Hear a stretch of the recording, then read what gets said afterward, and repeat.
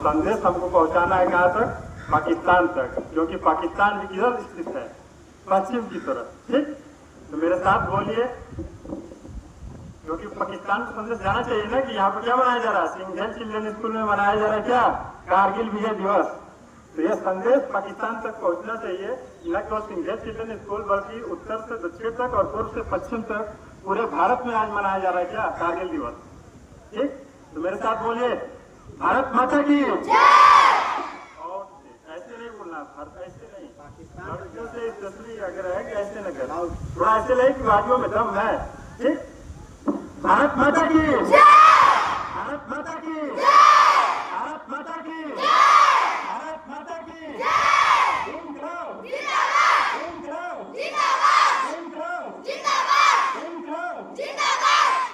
आगे संदेश पहुंच गया है कहाँ तक? पाकिस्तान तक, लेकिन अभी पूरा संदेश नहीं हुआ है। अभी इसको स्टार्ट करते हैं, अभी शुरू ही नहीं हुआ। थल सेना के द्वारा चलाया गया विजय ऑपरेशन विजय उसका नाम दिया गया। इसी प्रकार वायु सेना के द्वारा चलाया गया सफेद सागर, और नौ सेना के द्वारा चलाया गया जो ऑपरेशन था वो तलवार विजय, ऑपरेशन तलवार। इन सारे को लोग समझने का कोशिश करेंगे। और ये युद्ध स्टार्ट कैसे होता है इसके थोड़ा बैक साइड में जानेंगे, हिस्ट्री को जानेंगे। जैसे भारत 1947 में आजाद होता है, आजादी के कुछ वर्ष बाद ही या जिस दिन आजाद होता है उसी दिन भारत दो भागों में डिवाइड हो जाता है, इंडिया और पाकिस्तान। लेकिन कुछ दिन बाद जो पाकिस्तान धर्म के नाम पर अलग हुआ था हमसे, वही पाकिस्तान दो भागों में और भी डिवाइड हो जाता है। एक का नाम हो जाता है ईस्टर्न पाकिस्तान और वेस्टर्न पाकिस्तान। लेकिन जो ईस्टर्न पाकिस्तान था उसका नाम जो है भारत ईस्टर्न पाकिस्तान का हेल्प किया, और जिसके नाम से एक दूसरा राष्ट्र बना जिसका नाम दिया गया बांग्लादेश। उस समय भारत की लेडी थी, आयरन लेडी के नाम से जाना जाता है, इंदिरा गांधी। 1971 में उनकी सरकार के द्वारा जो है भारत के द्वारा समर्थन किया गया, और भारत ने एक नए राष्ट्र का निर्माण करवाया, और जिसका नाम क्या था? बांग्लादेश। ठीक है, जिसे आज हम क्या बोलते हैं? बांग्लादेश बोलते हैं, लेकिन उस समय उसको बोला जाता था पूर्वी पाकिस्तान। ठीक, ये घटना स्टार्ट होती है 1998 से, या उससे भी पहले एक है कि 1974 में भारत के द्वारा पहला परमाणु परीक्षण किया जाता है, और परमाणु शक्ति भारत संपन्न हो जाता है। और उसके बाद जो एक बार और परमाणु परीक्षण करता है 1998 में, 1998 में। और उसके जस्ट 2 हफ्ते बाद, 2 वीक्स लेटर, पाकिस्तान भी अपना जो है परमाणु परीक्षण करता है। और इस प्रकार दो राष्ट्र एशियन कंटिनेंट में दो ऐसे राष्ट्र बन जाते हैं, या दो पड़ोसी ऐसे बन जाते हैं जिनके पास न्यूक्लियर पावर हो जाती है। और न्यूक्लियर पावर होने के कारण पाकिस्तान को भी और भारत को, इन दोनों को ये डर था कि कहीं अगर ये युद्ध के रूप में ले लिया तो भारत और पाकिस्तान को ही नहीं बल्कि भारत और पाकिस्तान के आसपास जो भी राष्ट्र हैं उनके लिए खतरा हो सकता है। इवन सेंट्रल एशिया वाले जो कंट्री है उनको, जैसे Kazakhstan, Kyrgyzstan, Tajikistan, Turkmenistan, Uzbekistan, ये सारे राष्ट्र हैं। इवन अफगानिस्तान जो था उनको भी खतरा हो सकता है। इन सारे राष्ट्रों के खतरा को देखते हुए भारत और पाकिस्तान ने अपने एग्रीमेंट किया, और एग्रीमेंट के साथ कहा गया कि भारत और पाकिस्तान ने एक लाहौर समझौता किया। और लाहौर समझौता में भारत के प्रधानमंत्री अटल बिहारी वाजपेयी जाते हैं, और उन दोनों के बीच में एक तो पहला बात यह था कि भारत और पाकिस्तान के बीच जो है हमको एक बस सुविधा चलानी थी, बस सेवा चलानी थी, दिल्ली से लाहौर के बीच एक बस सेवा चलानी थी। और उसके साथ ही साथ हमको यह भी एग्रीमेंट करना था कि हम जो है ये जो न्यूक्लियर वार होगा, इससे अगर कहीं पर कोई भी लोकेशन है जहाँ पर हम रखे हैं, आप भी उस लोकेशन को बताएंगे, हम भी उस लोकेशन को बताएंगे, और कहीं भी टारगेट करना होगा तो एक बार जांच परख लेंगे, उसके बाद ही कुछ काम किया जाएगा। ठीक है, ये बस ये फैक्ट हो जाता है, ये एग्रीमेंट बन जाता है। लेकिन उनको ये नहीं पता था कि जो अटल बिहारी वाजपेयी जो जाकर के पाकिस्तान में एग्रीमेंट कर रहे हैं, वहीं पर वहां पर कौन थे?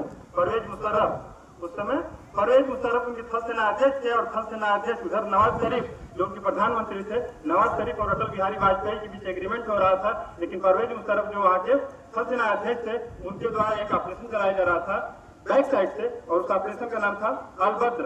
और अलबद्र का उद्देश्य था कि भारत या पाकिस्तान के बीच एक और भी एग्रीमेंट हुआ था, शिमला समझौता। और उस शिमला समझौता में कहा गया था कि भारत और पाकिस्तान की सेनाएं जो है, जब ठंडी का मौसम होगा, ये जब कहें कि शीतकाल आएगा, तो जब ज्यादा टेम्परेचर डाउन होने लगेगा, लगभग 30 डिग्री या -30 डिग्री या -40 डिग्री टेम्परेचर पहुंचेगा, उस भारत की सेनाएं अपनी सेना, भारत की सेना और पाकिस्तान की सेना जो है, जो सियाचिन ग्लेशियर है, ये जो जहाँ बहुत ज्यादा ठंड पड़ती है, वहां से अपनी सेना क्या कर लेंगे? हटा लेंगे, पीछे कर लेंगे। लेकिन इसी का फायदा उठाते हुए भारत ने अपनी सेना को तो हटा लिया, लेकिन पाकिस्तान इसका फायदा उठाया, और पाकिस्तान अपनी सेनाओं को हटाया नहीं, बल्कि और भी आगे बढ़ने को प्रोत्साहित कर दिया। और धीरे धीरे समय आ जाता है फरवरी का। फरवरी और धीरे धीरे ये समय बढ़ता है मई की ओर, और मई में जो है एक घटना होती है कि एक काशी नामदयाल नाम की एक चरवाहे थे, एक है कि गरेड़िया, जिससे हमारे यहाँ उसको क्या बोलते हैं, गरेड़िया बोलते हैं। उनके द्वारा अपने, क्योंकि वहाँ पर प्लेन एरिया है नहीं, तो वहाँ पर खेती की नहीं जाती है, खेती भी नहीं की जाती है और इंडस्ट्री भी स्टेब्लिश नहीं है, तो वहाँ पर पशुपालन किया जाता है। और पशुपालन किया जाता है तो अपने पशुओं को लेकर के एक याक में पाले थे और उसको याक को चला रहे थे, और जब चलाते हुए देखे तो कुछ समय बाद पता चला कि उनका याक जो है काफी लंबे दूरी पर चला गया, उनको दिखाई नहीं दे रहा था। और फिर उन्होंने क्या किया, तो उसको दूरबीन से देखने का प्रयास किया कि हमारे याक कहाँ है। और जब वो दूरबीन से देख रहे थे तो उन्होंने देखा कि कुछ सैनिक ऐसे हैं जो ब्लैक ड्रेस में हैं। तो भारत की सेना तो ब्लैक ड्रेस पहनती नहीं है, तो उनको ये अनुभव हुआ कि हो सकता है ये पाकिस्तान की सेना और जो भारत की सीमाओं में एंटर करने का प्रयास कर रही है। और ऐसे में उन्होंने आए और भारतीय सेना को क्या की, जानकारी दिया। और जैसे इन्फॉर्मेशन भारतीय सेना को मिला तो भारतीय सेना भी अपने 5 लोगों को एक टुकड़ी भेजी और वहां पर गश्त करने के लिए, पेट्रोलिंग करने के लिए। और जब पेट्रोलिंग करने के लिए भेजी तो वो हिल पे बैठे हुए थे, यही कहें कि जो टॉप वाले क्षेत्र पे बैठे थे उनको वहां पे क्या था, पहले से ही अच्छा खासा ये कहें कि लीड लेकर के बैठे हुए थे। तो उन्होंने 5 को टारगेट किया और वहां पर 5 लोग क्या हो गए, शहीद हो गए, क्योंकि हेलीकॉप्टर से गए थे। और हेलीकॉप्टर से उन्होंने जो स्ट्रिंग फायरिंग, मिसाइल के द्वारा फायरिंग की, तो हेलीकॉप्टर क्या हो गया, एक टारगेट कर लिया गया और टारगेट द्वारा 5 जवान वहां पर शहीद हो गए। उसके बाद क्या होता है,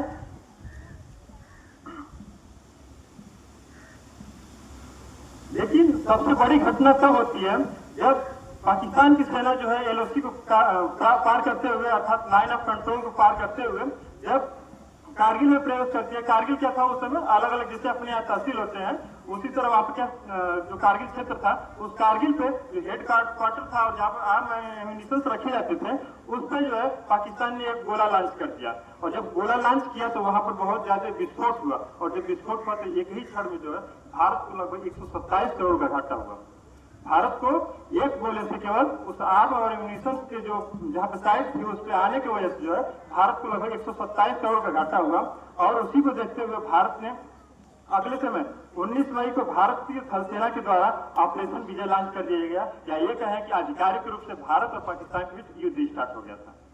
हालांकि उसको युद्ध नाम देते हैं या नहीं देते हैं वो बात की बात है, ठीक है।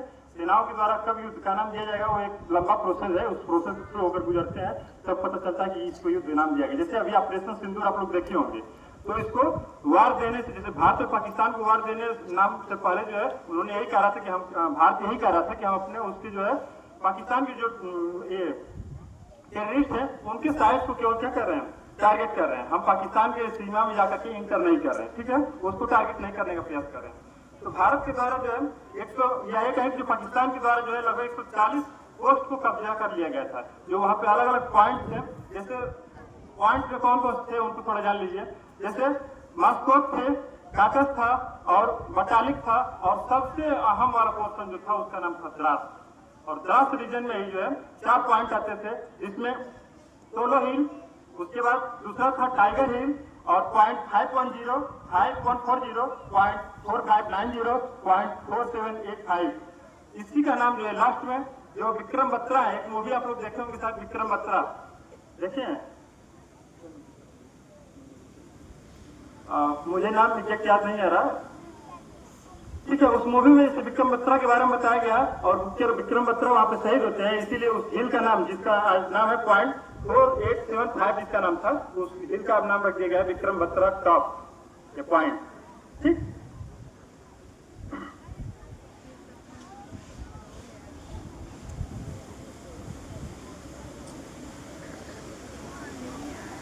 जैसे मैंने बताया कि टोलो हिल था, उसके बाद टाइगर हिल था, या और भी जो भी पॉइंट बताया, तो भारत ने सबसे पहले अपने टोलो हिल वाले पॉइंट को कैप्चर किया या उस पर अपनी विजय या पताका फहराया, और धीरे धीरे वो टाइगर हिल की तरफ बढ़ रही थी। लेकिन जैसे टाइगर हिल क्या था, बहुत ही इंपॉर्टेंट या स्ट्रेटेजिक पॉइंट था, क्योंकि उसकी हाइट और जो हिल थे वहां पे उसकी सबसे ज्यादा थी। और अगर दुश्मन ऊंचाई पे बैठा है तो उसको टारगेट करना क्या है, बहुत कठिन रहता है, क्योंकि अपने साथ हथियार भी लेके जाने हैं और सब सामग्री भी लेके जाने हैं, खाने पीने के सामान भी लेकर जाने हैं, और 1 ग्राम या 2 ग्राम भी लेकर जाना पहाड़ों पर चढ़ना जो है बहुत मुश्किल हो जाता है, ठीक है। तो जब आगे बढ़ते हैं तो सबसे पहले टोलो हिल पे कब्जा करते हैं, उसके बाद हम लोग टाइगर हिल की ओर बढ़ते हैं। लेकिन टाइगर हिल की ओर जब बढ़ रहे थे, और ये ऊंचाई कितनी थी, 18,000 फीट की ऊंचाई पे क्या थी, ये लड़ाई चल रही थी। और भारत के पास जो है विश्व का सबसे ऊंचा स्थल भी है, इसका क्या नाम है, लद्दाख। या लद्दाख में जो सियाचिन ग्लेशियर वाला क्षेत्र है, उधर क्या है, बहुत अधिक एल्टीट्यूड है या बहुत अधिक हाइट है, और वो क्या है, वहां पर भी युद्ध चले।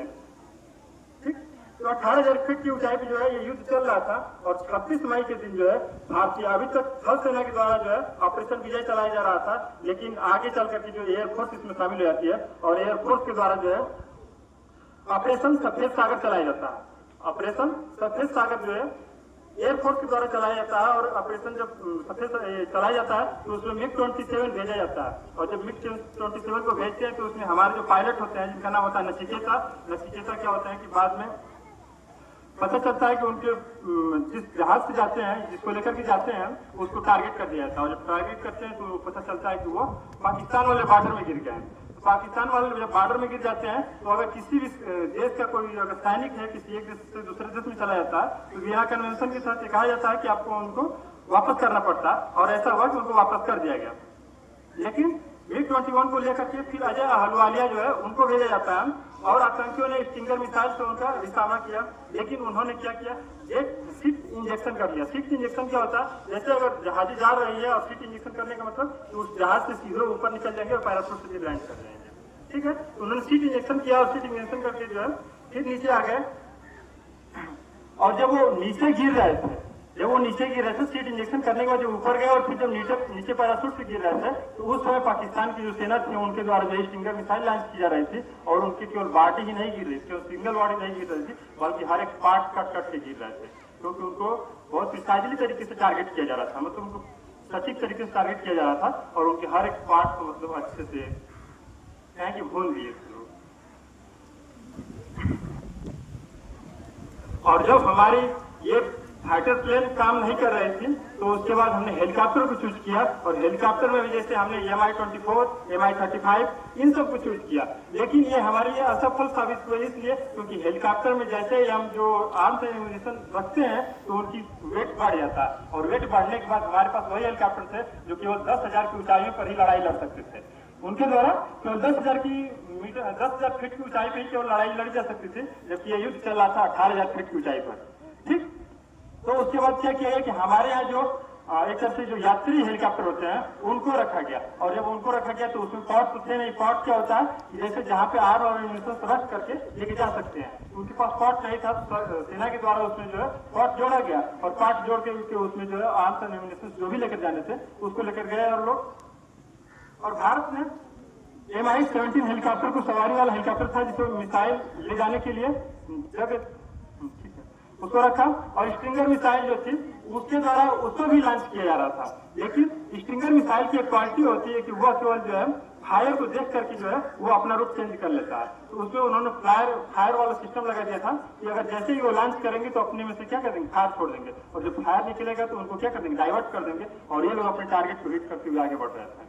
तो फर्स्ट हेलीकॉप्टर जो गया अपने टारगेट को पूरा किया, सेकेंड पूरा किया, और थर्ड वाले में जो है हम लोग उस चीज को नहीं लगाए थे जो फायर निकालता था, और नहीं निकालता था। हमारा थर्ड जो हेलीकॉप्टर है वो क्या किया, वो टारगेट कर लिया गया, और वहां पे जवान शहीद हो गया। लेकिन फोर्थ मतलब 4 हेलीकॉप्टर हम लेकर गए थे, और चौथे हेलीकॉप्टर में भी वो सिस्टम था, और उसके द्वारा जो कुछ बचा हुआ था उस टारगेट को पूरा हिट किया गया। और लास्ट में जो कुछ बचा हुआ था वो फ्रांस के द्वारा निर्मित जो मिराज 2000 एक जहाज ये क्या कि मिसाइल एक लड़ाकू विमान था जिसका नाम था मिराज 2000, उसके द्वारा लेकर गए, और जो कुछ भी वहां बचे हुए थे 2-4 लोग उनको भी टारगेट किया गया, और टारगेट करने के बाद अलग अलग टापुओं को जो भी पॉइंट थे उनको कब्जा कर लिया गया। और नेवी के द्वारा भी अभी तक हमने थल सेना को देखा, थल सेना के द्वारा चलाया गया ऑपरेशन विजय, और उसके बाद एयरफोर्स के द्वारा देखे हमने ऑपरेशन सफेद सागर चलाया गया। अब नेवी के द्वारा चलाया गया था, क्योंकि नेवी के भी सहयोग को हम भूल नहीं सकते, क्योंकि कारगिल में जो नेवी ने काम किया था वो क्या थी, जो इसका सदन वाला पार्ट था और जो वेस्टर्न पार्ट था, वेस्टर्न कमांड और सदर्न कमांड जो था ये अपने नेवी को लेकर गया, और जो वहां पर जाकर जो पाकिस्तान की नेवी को घेर लिया, और घेरने की स्थिति यह हुई कि पाकिस्तान के पास जो 6 दिनों का ही पेट्रोलियम बचा हुआ था, केवल 6 दिनों तक वो अपनी गाड़ी घोड़े चला सकते थे। ठीक है, लेकिन उसके बाद क्या होता है, उसके बाद 4 जुलाई को पाकिस्तान अमेरिका के द्वारा अपना इंडिपेंडेंस मनाया जाता है और 4 जुलाई को जो वहाँ के नवाज शरीफ थे वो जो है वहाँ पे शामिल होते हैं इंडिपेंडेंस डे में इसके अमेरिका के। और जब जाते हैं तो उनके द्वारा जो वहाँ के राष्ट्रपति होते हैं उनसे पूछा जाता है कि क्या आपने अपने सैनिकों को वहाँ पर भेजा है, क्योंकि उससे पहले वो बोल रहे थे कि वो सैनिक नहीं है बल्कि क्या है, आतंकवादी है, टेररिस्ट ग्रुप है। लेकिन वहाँ पर उन्होंने कबूल किया कि हमारे सैनिक ही है जो वहाँ पे अंदर गए हैं। तो उन्होंने तुरंत कहा कि सेना को वापस बुलाइए। और लास्ट में होता यह है कि 14 जुलाई को पंडित अटल बिहारी वाजपेयी के द्वारा यह घोषणा किया जाता है कि भारत ने मैक्सिमम पॉइंट को जीत लिया। लेकिन सेना अभी भी नहीं रुक रही है, क्योंकि सेना को विश्वास था कि अभी कुछ सैनिक छिपे हुए हैं। लेकिन सेना ने जो है 26 जुलाई को जाकर के, जो आज का दिन है 26 जुलाई 1999 को ये पूरा डिक्लेयर किया फाइनली कि भारत जो है अब विजय प्राप्त कर लिया है, भारत की जीत हो चुकी है। और जिस टाइगर हिल की ओर हम बढ़ रहे थे, टोलो हिल से लेकर के टाइगर हिल की ओर बढ़ रहे थे, तो टाइगर हिल को जो है लास्ट में फतह किए और वहां पे अपना झंडा गाड़े। और एक बार बोलिए फिर से, भारत माता की, भारत माता की, भारत माता की।